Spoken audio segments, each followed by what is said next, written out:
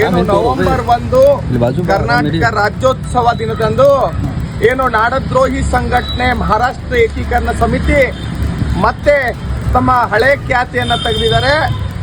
ಈ 1ನೇ ತಾರೀಕು ಕರಾಳ ದಿನ ಆಚರಣೆ ಮಾಡ್ತೀವಿ ಅಂತ ಹೇಳಿ ಒಂದು ರಾಜ್ಯ ಸರ್ಕಾರಕ್ಕೆ ಜಿಲ್ಲಾಡಳಿತಕ್ಕೆ ಸೆಡ್ಡು ಹೊಡೆಯುವಂತ ಕೆಲಸ ಮಾಡ್ತಾ ಇದ್ದಾರೆ. ಅದನ್ನ ವಿರೋಧಿಸಿ ಕರ್ನಾಟಕ ರಕ್ಷಣಾ ವೇದಿಕೆ ಬಹಳ ದಿನಗಳಿಂದನೂ ಕೂಡ ಪ್ರತಿಭಟನೆ ಮಾಡ್ತಾ ಇದೀವಿ. ಯಾವುದೇ ಕಾರಣಕ್ಕೂ ಕರಾಳ ದಿನಾಚರಣೆಗೆ ಅವಕಾಶ ಕೊಡಬಾರದು ಅಂತ ಹೇಳಿ.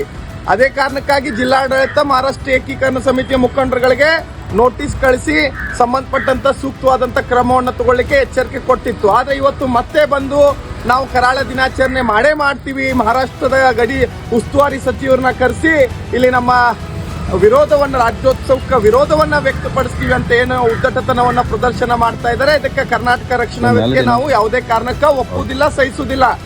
ಮಾನ್ಯ ಸರ್ಕಾರ ಮತ್ತು ಜಿಲ್ಲಾಡಳಿತ ಇದ್ರ ಬಗ್ಗೆ ಗಂಭೀರವಾಗಿ ತಗೊಳ್ಬೇಕು. ಯಾಕಂದ್ರೆ ಇವತ್ತು ನಾವು ಕೂಡ ಮಾನ್ಯ ಪೊಲೀಸ್ ಆಯುಕ್ತರಿಗೆ ಒಂದು ಅನುಮತಿ ಪತ್ರವನ್ನು ಕೊಟ್ಟಿದ್ದೀವಿ. ಈ ಸರಿ ರಾಜ್ಯೋತ್ಸವದ ಮೆರವಣಿಗೆನ ಛತ್ರಪತಿ ಶಿವಾಜಿ ಮಹಾರಾಜರಿಗೆ ಮೂರ್ತಿಗೆ ಮಾಲಾರ್ಪಣೆ ಮಾಡುವುದ್ರ ಮುಖಾಂತರ ಶಿವಾಜಿ ಉದ್ಯಾನವನದಿಂದ ನಮ್ಮ ಮೆರವಣಿಗೆಯನ್ನ ಪ್ರಾರಂಭ ಮಾಡಬೇಕು ಅಂತ ಹೇಳಿ ನಾವು ಅವರಿಗೆ ಒಂದು ಪತ್ರವನ್ನ ಕೊಟ್ಟಿದ್ದೀವಿ. ನಮಗೂ ಕೂಡ ಅನುಮತಿಯನ್ನ ಅಲ್ಲಿಂದ ಕೊಡಬೇಕು ಅಂತ ಹೇಳಿ.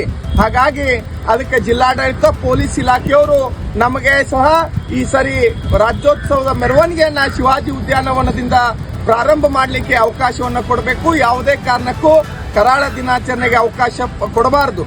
ಒಂದ್ ವೇಳೆ ಕರಾಳ ದಿನಾಚರಣೆಗೆ ಅವಕಾಶ ಕೊಟ್ಟಿದ್ದೆ ಆದಲ್ಲಿ ಬೆಳಗಾವಿಯ ಕಾನೂನು ಸುವ್ಯವಸ್ಥೆಗೆ ಧಕ್ಕೆ ಆಯಿತು ಅಂದ್ರೆ ನೇರವಾಗಿ ಜಿಲ್ಲಾಡಳಿತ, ಪೊಲೀಸ್ ಇಲಾಖೆ ಮತ್ತು ಇಲ್ಲಿಯ ಸರ್ಕಾರ, ಇಲ್ಲಿಯ ಸಂಬಂಧಪಟ್ಟಂತ ಜನಪ್ರತಿನಿಧಿಗಳು ಹೊಣೆ ಆಗ್ತಾರೆ ಅಂತ ಈ ಸಂದರ್ಭದಲ್ಲಿ ನಾನು ಎಚ್ಚರಿಕೆಯನ್ನ ಕೊಡ್ತಾ ಇದ್ದೀನಿ.